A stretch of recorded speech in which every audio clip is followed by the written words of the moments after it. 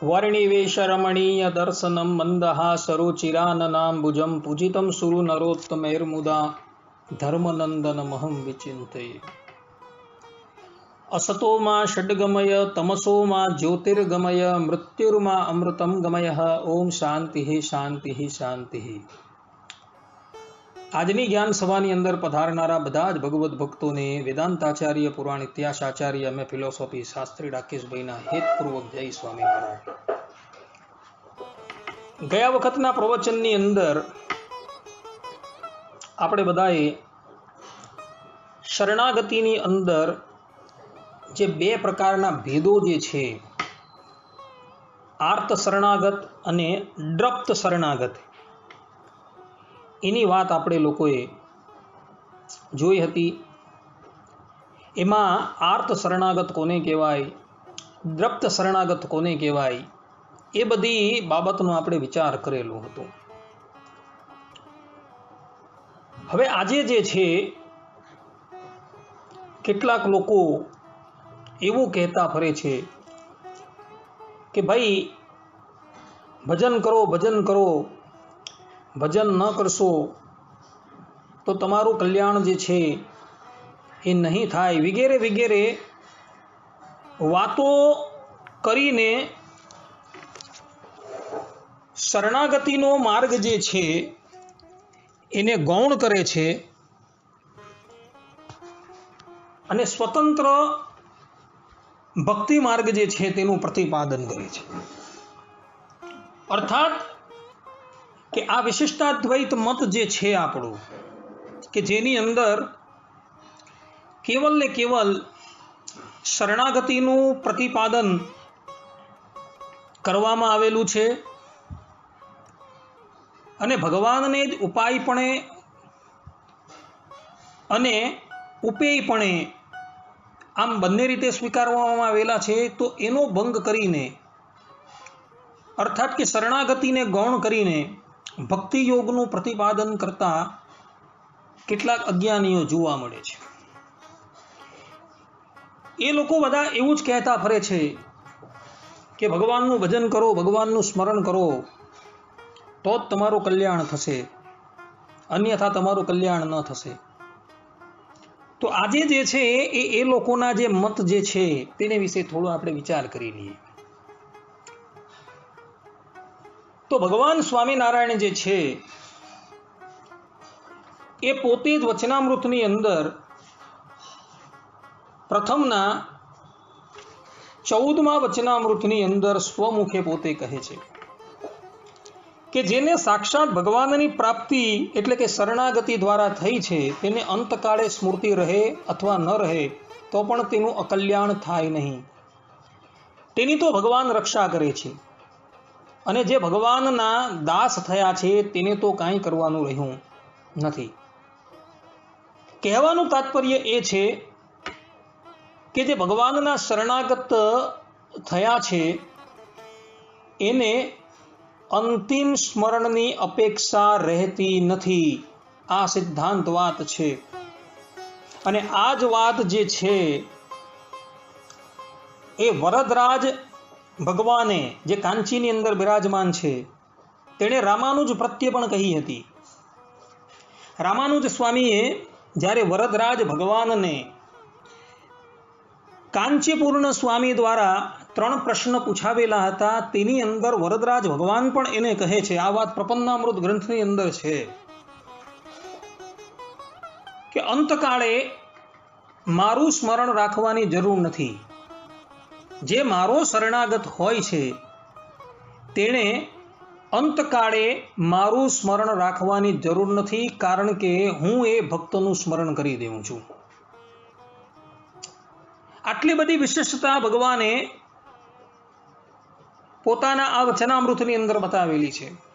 વરદરાજ ભગવાન પણ કહે છે અને ભગવાન સ્વામિનારાયણ પણ કહે છે, કારણ કે બંને સ્વરૂપો જે છે તત્વથી અભિન્ન જ છે। એટલે જે વરદરાજ મુનિએ કહ્યું, અર્થાત કે વરદરાજ ભગવાને કહ્યું, તે જ ભગવાન સ્વામિનારાયણે કહ્યું છે કે જે ભગવાનના દાસ થયા છે તેણે અંતકાળે ભગવાનનું સ્મરણ રાખવાની જરૂર નથી, એવા એ ભક્તને અંતકાળે ભગવાનની સ્મૃતિ રહે કે ન રહે એનું અકલ્યાણ ક્યારેય પણ થતું નથી. અને આ જ વાત જે છે એ ભગવાન વેદવ્યાસજી વરાહ પુરાણની અંદર અને વામન પુરાણની અંદર પણ લખે છે. વરાહ પુરાણની અંદર ભગવાન વરાહ પૃથ્વી પ્રત્યે પોતે કહે છે, સ્થિરે મનસી સુસ્વસ્તે શરીરે સતીયો નરઃ ધાતુ સામ્ય સ્થિતે સ્મરતા વિશ્વરૂપચમ મામજમ તટસ્થમ મ્રિયમાણમ તુ કાષ્ઠ પાષાણ સન્નિભમ અહમ સ્મરામી મદભક્તમ નયામી પરમામ ગતિ. અર્થાત કે જે મનુષ્ય, જે મારો શરણાગત છે, તેનું મન જ્યારે અને શરીર જ્યારે સુસ્વસ્થ હોય અને એ મારું સ્મરણ કરતો હોય અને જ્યારે એના અંતકાળની અંદર એની સ્થિતિ એવી થઈ ગઈ હોય કે જાણે પાષાણ પડેલો છે કે કાષ્ઠ પડેલું છે, એવી જળ જેવી એની સ્થિતિ થઈ ગઈ હોય અને મારું સ્મરણ નથી કરી શકતો, તે વખતે ભગવાન કહે છે કે અહમ સ્મરામી મદ ભક્ત નયામી પરમામ ગતિ. એવા એ ભક્તનું હું સ્મરણ કરી દઉં છું અને એને પરમ ગતિનું પ્રદાન કરું છું. અહીં પણ ભગવાન વેદવ્યાસજી સ્પષ્ટ રૂપે કહે છે કે ભગવાનના જે શરણાગત જે છે તેને અંતકાળે ભગવાનની સ્મૃતિ રાખવાની જરૂર નથી. ભગવાન પોતે કહે છે કે અહમ સ્મરામી મદ ભક્ત નયામી પરમામ ગતિ. ભગવાન વેદવ્યાસજી પણ કહે છે, વરા ભગવાન પણ કહે છે, કાંચીપુરીની અંદર રહેલા વરદરાજ ભગવાન પણ કહે છે અને ભગવાન સ્વામિનારાયણ પણ કહે છે કે જે ભગવાનના દાસ થયા છે, ભગવાનના શરણાગત થયા છે, એણે અંતકાળે ભગવાનનું સ્મરણ રાખવાની જરૂર નથી, કારણ કે ભગવાન જે છે એ એનું સ્મરણ કરી દે છે. તો શાસ્ત્રોની અંદર અંતે મતિહિ સા ગતિહિ એવા જે વાક્યો જોવા મળે છે તેનું શું? કે હમણાં જેવી એની મતિ છે તેવી જ એની અંતકાળે ગતિ થાય. આ વસ્તુ જે કહેવાયેલી છે ભક્તો, એ વાત એ શરણાગત માટે નથી, કારણ કે શરણાગત માટે તો ભગવાન શ્રીમન નારાયણ પોતે સ્થિરે મનસી સુસ્વસ્તે આ શ્લોક દ્વારા પોતે જવાબદારી લે છે કે એવા ભક્ત જે છે, જે મારું અખંડ સ્મરણ કરતા રહેતા હોય છે, મારા શરણાગત છે, એણે અંતકાળે મારું સ્મરણ કરવાની જરૂર નથી. અહમ સ્મરામી મદ ભક્ત નયામી પરમામ ગતિ. તો અંતે મતિહિ સા ગતિહિ જે વાત કરેલી છે એ શરણાગત માટે નથી, એ ઇતર જે સ્વતંત્ર ભક્તિ યોગ વાળા જે છે, સ્વતંત્ર કર્મ યોગ વાળા જે છે, સ્વતંત્ર જ્ઞાન યોગ વાળા છે, તેને માટે છે ભક્તો. જો આ વાત એને માટે ન સ્વીકારવામાં આવે અને એ જ વસ્તુ જો બધાને લાગુ પડે તો આ બધા જ વચનો જે આપણે અગાડી નિહાળ્યા એ બધા ગલત સિદ્ધ થઈ જાય. કારણ કે ભગવાન સ્વામિનારાયણ, ભગવાન વરદરાજજી, વરાહ ભગવાન, વેદવ્યાસજી એ બધા પોતાના શ્રીમુખે કહે છે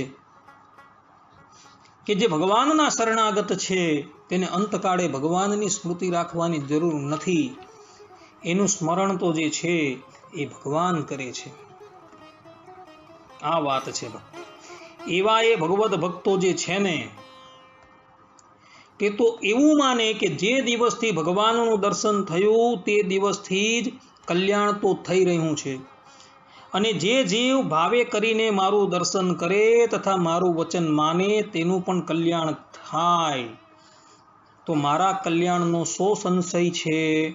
હું તો કૃતાર્થ થયો છું અને જે કંઈ સાધન કરું છું તે તો ભગવાનની પ્રસન્નતાને અર્થે કરું છું, એમ એ ભક્ત સમજતો હોય. પ્રથમનું 72મું વચનામૃત છે, આમાં ભગવાને આ શબ્દો કહ્યા છે. એટલે જે ભગવાનના શરણાગત છે એ શરણાગત તો એવું જ માનતા હોય છે કે જે દિવસથી મને ભગવાનની ઓળખાણ થઈ છે એ દિવસથી મારું કલ્યાણ તો થઈ જ ગયું છે, અને આ જે હવે હું જે સાધન કંઈક કરું છું, ભક્તિ યોગ છે, જ્ઞાન યોગ છે, કર્મયોગ છે, જે ભગવાનની શરણમાં આવ્યા વાત કરવાનું, એ તો કેવલ ને કેવલ ભગવાનની પ્રસન્નતાને અર્થે કરું છું, બીજાને અર્થે હું નથી કરતો. આવું એ ભક્ત સમજતો હોય છે. કહેવાનું તાત્પર્ય અહીં એવું છે કે ભગવાનના શરણાગતો જે છે એ લોકોએ પણ કર્મયોગ, જ્ઞાન યોગ અને ભક્તિ યોગનું આચરણ કરવાનું છે, પરંતુ સ્વતંત્ર રીતે નહીં. કેવલ ને કેવલ ભગવાનની આજ્ઞા મુજબ એ કર્મયોગ, જ્ઞાન યોગ અને ભક્તિ યોગનું આચરણ જે છે એણે કરવાનું છે. મૂળ જે છે એ તો ભગવાનની શરણાગતિ છે. તો ભગવાનના શરણાપન્ન થઈને પછી એણે આ યોગો જે છે એ બધા આચરવાના છે. અને એ યોગોને આચરણમાં લાવતા થકા એ યોગોને પ્રધાનપણે નથી માનવાના. પ્રધાનપણે તો કેવલ ને કેવલ ભગવાનની શરણાગતિ જ માનવાની છે ભક્તો, બીજું કંઈ માનવાનું નથી. શરણાગતિ જે છે તેને જ આપણે પ્રાધાન્યતા આપવાની છે. ઇતર જે કર્મયોગ, જ્ઞાન યોગ અને ભક્તિ યોગ જે છે એની પ્રાધાન્યતા આપવાની નથી. એ આપણા સંપ્રદાયને માટે નથી, એ ઇતર સંપ્રદાય માટે હોય તો એ લોકો માટે છે. ભાઈ, આપણા સંપ્રદાયની અંદર તો સૌથી મહત્વનું જે સાધન જે છે એ શરણાગતિ જ છે, ને એ જ સાધન છે અને એ જ સાધ્ય છે. ભગવાન સ્વામિનારાયણ પણ જે છે એ આ જ બાબતની દ્રઢતા જે છે એ પ્રથમના 33મા વચનામૃતની અંદર પોતે કહી રહ્યા છે. મુક્તાનંદ સ્વામી ભગવાન સ્વામિનારાયણને પ્રશ્ન પૂછતા તકા બોલ્યા કે ભગવાનને પ્રસન્ન કરવાના સાધન અનંત પ્રકારના શાસ્ત્રોમાં કહ્યા છે, પણ તે મધ્યે એવું એક સાધન કયું બલવાન છે જે સમગ્ર સાધને કરીએ જેવા ભગવાન પ્રસન્ન થાય, તેવા એક સાધને કરીને ભગવાન રાજી થાય. તે એવો એક ઉપાય જે હોય તે આપ કૃપા કરીને કહો. ત્યારે ભગવાન સ્વામિનારાયણ બોલ્યા કે એક જ સાધને કરીને ભગવાન રાજી થાય તે કહીએ છે તે સાંભળો. જે ભગવાનનો દ્રઢ આશરો એક એ જ સર્વ સાધનોમાં મોટું સાધન છે, તેણે કરીને ભગવાન રાજી થાય છે. અને એ આશરો જે છે તે પણ અતિશય દ્રઢ જોઈએ, તેને વિશે કાંઈ પોલ રહે નહીં. ભગવાન સ્વામિનારાયણ પણ અહીં આ વચનામૃતની અંદર સ્પષ્ટ રૂપે કહે છે કે ભગવાનને રાજી કરવાના શાસ્ત્રોની અંદર જે અનંત સાધનો કહ્યા છે તેમાંથી એક સાધન જ જે છે જેની અંદર બધા જ સાધનો વિલય પામી જાય છે, એવું એ સાધન જે છે ભગવાનનો આશરો અર્થાત કે શરણાગતિ. આ આશરો છે તેને શરણાગતિ કહેવાય છે, પ્રપત્તિ કહેવામાં આવે છે, ન્યાસ કહેવાય છે, ઇત્યાદિ નામોથી તે શાસ્ત્રોમાં કહ્યા છે. કહેવાનું તાત્પર્ય અહીં એવું છે કે એક શરણાગતિ જો તમે ભગવાનને સ્વીકારી લો ને તો એમાં બધું જ આવી જાય છે. જપ છે, તપ છે, વ્રત છે, ઉપવાસ છે, બધું જ અંદર આવી જાય. કર્મયોગ, જ્ઞાન યોગ, ભક્તિ યોગ બધું જ એની અંદર વિલય પામી જાય છે. શાસ્ત્રોની અંદર અનંત સાધનો બતાવેલા છે ભગવત પ્રાપ્તિને અર્થે, પરંતુ એ બધા સાધનો જે છે એ બધા એકડા વગરના મીંડા જેવા છે. એકડો જે છે એ શરણાગતિ છે. એ બધા સાધનો જે બતાવેલા છે, પરંતુ તમારે આ મનની અંદર એ ભગવાનને વિશે આશ્રય ન હોય તો એ બધા સાધનો જે છે એ એકડા વગરના મીંડા જેવા છે. અને મીંડા ન હોય અને કેવલ ને કેવલ એક ભગવાનનો આશરો જ હોય તો એની અંદર બધું જ આવી જાય છે. માટે શાસ્ત્રોની અંદર જે પણ કંઈક સાધનો બતાવેલા છે ભગવત પ્રાપ્તિને અર્થે, એ બધા સાધનો જે છે એ સત્ય છે, એ ગલત નથી. પરંતુ એ સાધનોનું આચરણ કરવા માટે જો તમે જાઓ ને તો તમારો આ એક જન્મ પણ જે છે ને એ ઓછો પડશે ભક્તો. કલિયુગની અંદર મનુષ્યની આયુનું કોઈ પણ જાતનું પરિમાણ બતાવવામાં આવેલું નથી. કેટલાક જણા એવું કહે છે કે ભાઈ 100 વર્ષની આયુષ્ય હોય છે. વાત એમની બરાબર, પરંતુ 100 વર્ષની આયુષ્ય હોવા છતાં મનુષ્ય 100 વર્ષની આયુ પૂર્ણ કરશે કે નહીં એ એક સંશય છે. તો આવા આ ઘોર કલિયુગની અંદર એ બધા જે સાધનો શાસ્ત્રની અંદર બતાવવામાં આવેલા છે તેનું આચરણ તમે ક્યારે કરી શકશો? એ સાધનોનું આચરણ કરતા કરતા જ તમારું જીવન જે છે એ પૂર્ણ થઈ જશે. શાસ્ત્રોમાં જ્ઞાન યોગની વાત કરવામાં આવેલી છે. આદિ જગતગુરુ શંકરાચાર્યજી પોતાના એક ગ્રંથની અંદર કહે છે કે તમે સાધુન ચતુષ્ટયથી પરિપૂર્ણ થઈ જાઓ. વિવેક, વિમોક, સમદમાદિક, ષડસંપત્તિ અને મુમુક્ષત્વ, આ 4 સાધનથી તમે પરિપૂર્ણ થાવ પછી મારી પાસે આવો તો હું તમને જ્ઞાનનો ઉપદેશ આપું. આ 4 સાધનો જે બતાવેલા જે છે એ 4 સાધનમાંથી પ્રથમ જે વિવેક જે છે ને, જેની અંદર આહાર શુદ્ધિ બતલાવવામાં આવેલી છે, એનું જ આચરણ મનુષ્ય કરી શકતો નથી.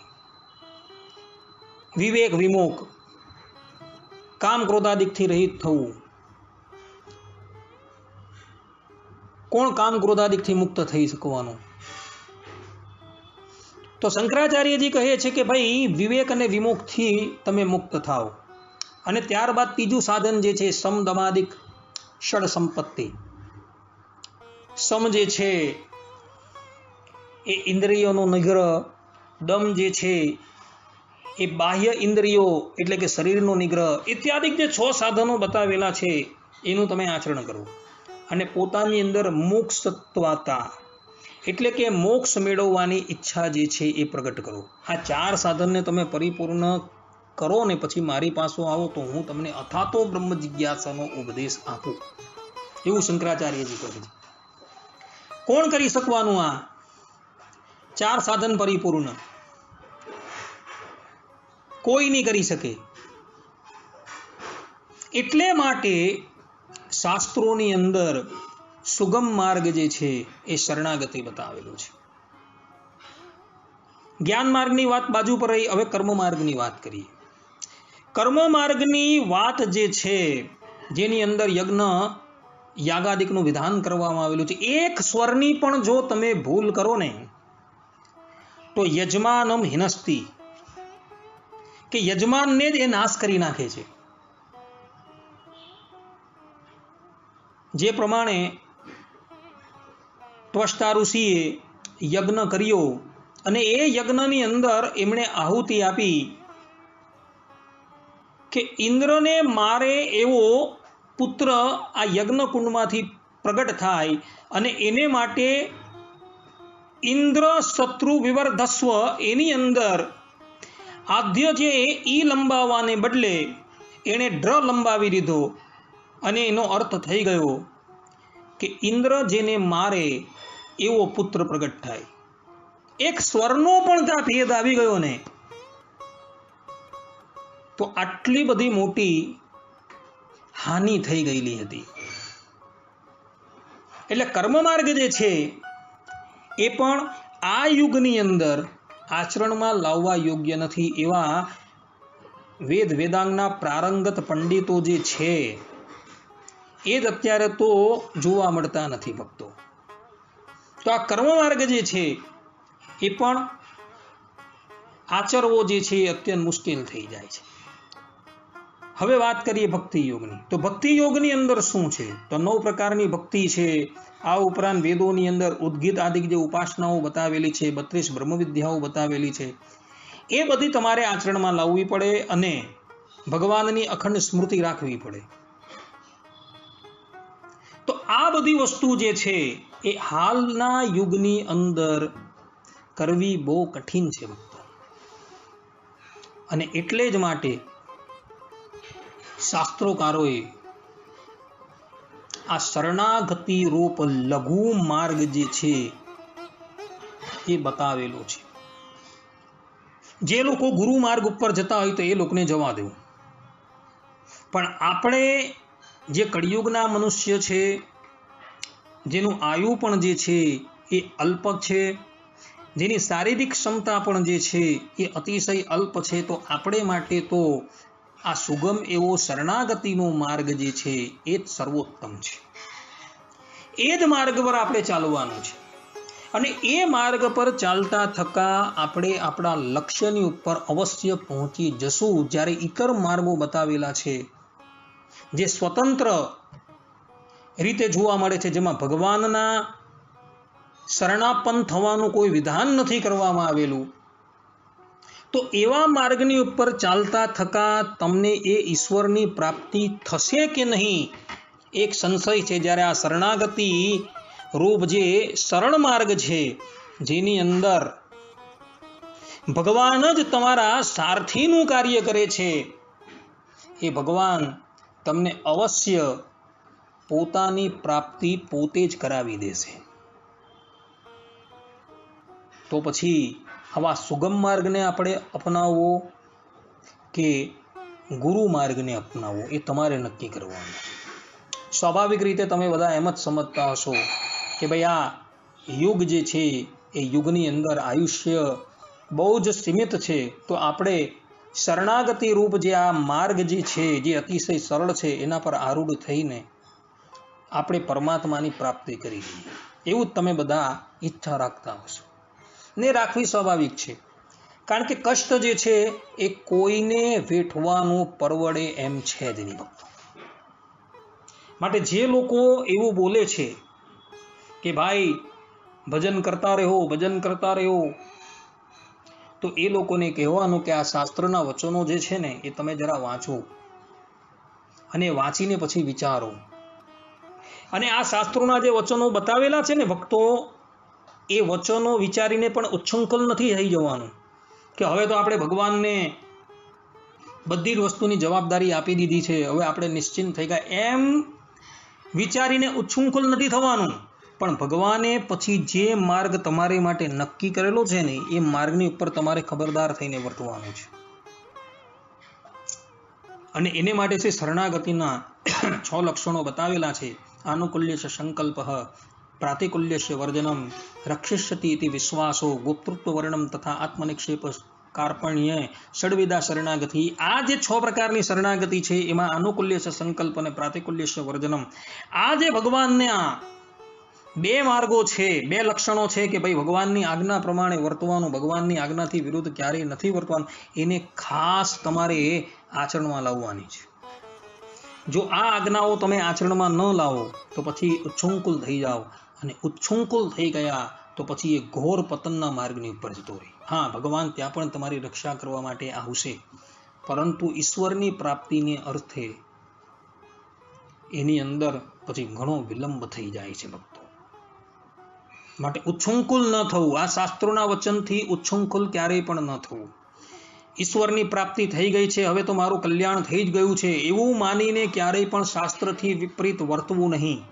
પછી જે બધા સાધન કરવાના છે કેવલ ને કેવલ ભગવાનની પ્રસન્નતાને અર્થે કરવાના છે ભક્તો.